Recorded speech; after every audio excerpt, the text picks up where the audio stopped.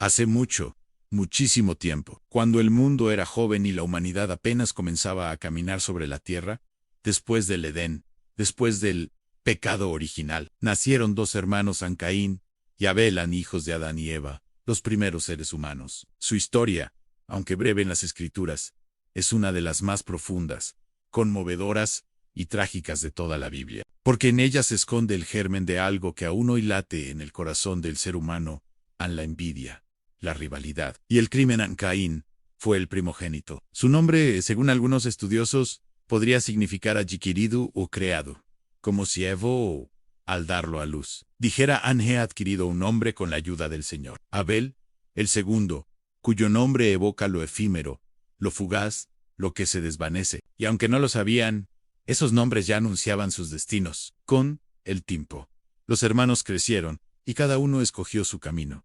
Caín se dedicó a la tierra, al labrador agricultor, cultivaba el suelo, sembraba trigo, cuidaba los campos. Abel, en cambio, fue pastor, cuidaba de las ovejas, las guiaba a pastos frescos, velaba por ellas de día y de noche. Dos formas distintas de vida, dos oficios, dos maneras de relacionarse con el mundo y con Dios.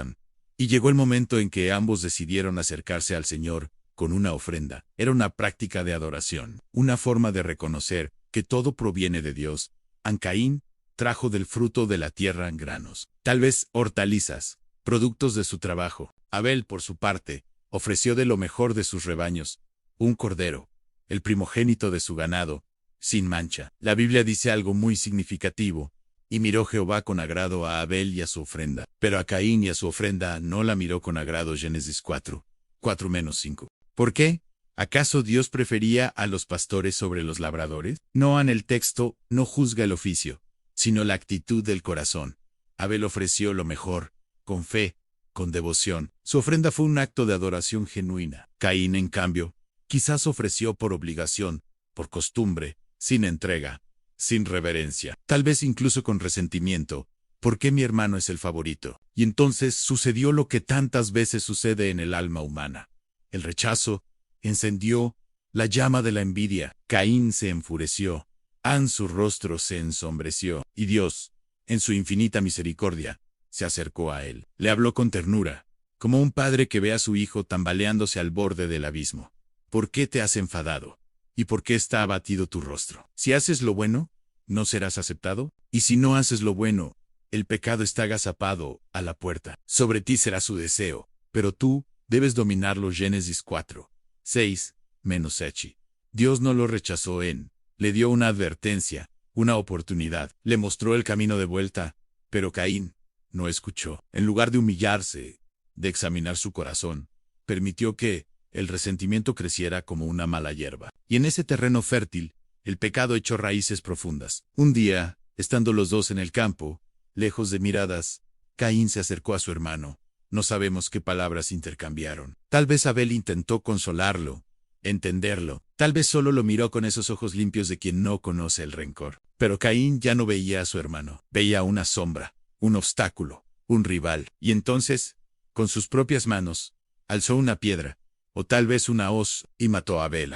Fue el primer asesinato en la historia de la humanidad, el primer crimen, la primera vez que la sangre inocente fue derramada por celos, por orgullo, por ira. Y cuando Dios vino a buscar a Abel, preguntó: ¿dónde está tu hermano Abel? Y Caín respondió con una mentira que aún hoy repetimos: no sé, ¿acaso soy yo guardián de mi hermano? Pero Dios ya sabía. Y le dijo: ¿qué has hecho? La voz de la sangre de tu hermano clama a mí desde la tierra. Ahora, maldito serás de la tierra, que abrió su boca para recibir la sangre de tu hermano de tu mano. La tierra, que antes había dado frutos a Caín, ahora se cerraría ante él. Sería un errante, un fugitivo, un hombre marcado.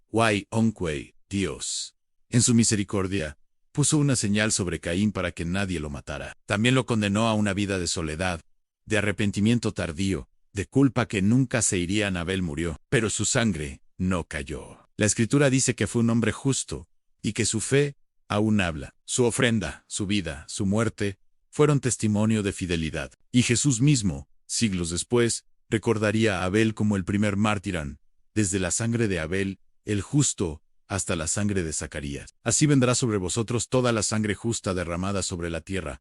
Mateo 23:35. Esta historia Hermanos y hermanas, no es solo un relato antiguo. Is Honest nos muestra cómo el pecado comienza pequeño con un pensamiento, con un sentimiento de envidia, con un corazón que se cierra a la gracia. Nos enseña que el rechazo no justifica el odio, que el hermano no es el enemigo sino el otro, yo, y que cuando dejamos que el mal crezca dentro de nosotros, puede llevarnos a destruir lo más sagrado a la vida, la familia, el amor. Caín y Abel eran dos hermanos, una ofrenda, un campo, un golpe. Una pregunta que resuena en cada generación: ¿dónde está tu hermano?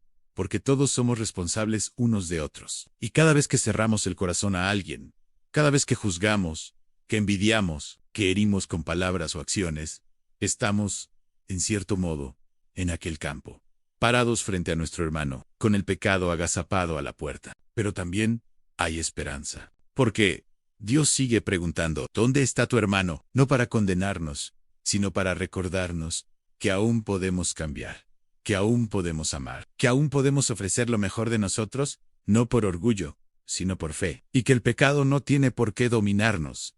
Si elegimos dominarlo, que esta historia no sea solo un recuerdo triste, sino un llamado urgente a cuidar al otro, a mirar con ojos limpios, a ofrecer nuestras vidas, no como sacrificio de rencor, sino como ofrenda de amor. Porque al final, no se trata de qué ofrenda llevamos a Dios, sino de qué corazón llevamos con nosotros. Hermanos, la historia de Caín y Abel no terminó hace miles de años. Hoy, en cada hogar, en cada corazón, en cada relación rota por el rencor, por la envidia o el silencio cómplice, esa historia se repite. Caín no solo mató a Abel con sus manos, lo mató con su silencio, con su orgullo, con su incapacidad de reconocer su dolor y pedir ayuda. Y cuando Dios le preguntó: ¿dónde está tu hermano?, no era solo una acusación, era una invitación, una oportunidad para volver, para decir la verdad, para sanar. Hoy, Dios nos hace la misma pregunta: ¿dónde está tu hermano? ¿Dónde está esa persona a la que has dejado de hablar? ¿Dónde está ese amigo al que miras con envidia?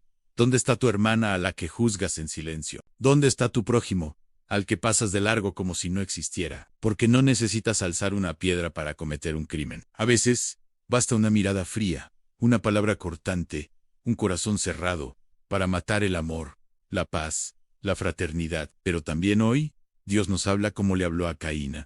El pecado está agazapado a la puerta, pero tú puedes dominarlo. No estás condenado a repetir los errores del pasado. Tienes la gracia, tienes la libertad, tienes el perdón. Tienes aún hoy la posibilidad de cambiar. Que esta historia no nos deje indiferentes, que nos haga detenernos, que nos haga preguntarnos: ¿qué estoy ofreciendo a Dios? ¿Lo mejor de mí?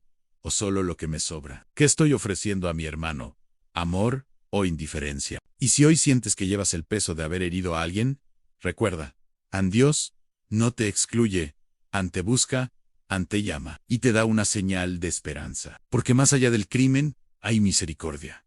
Más allá del pecado, hay perdón. Y más allá de la muerte, siempre hay lugar para la vida. Que aprendamos de esta primera historia de violencia a construir la próxima historia de amor. La historia donde no haya más hermanos perdidos, sino corazones reconciliados. Porque al final, no se trata de no caer, sino de saber levantarse y extender la mano. ¿Dónde está tu hermano? Quizás solo necesite que le preguntes.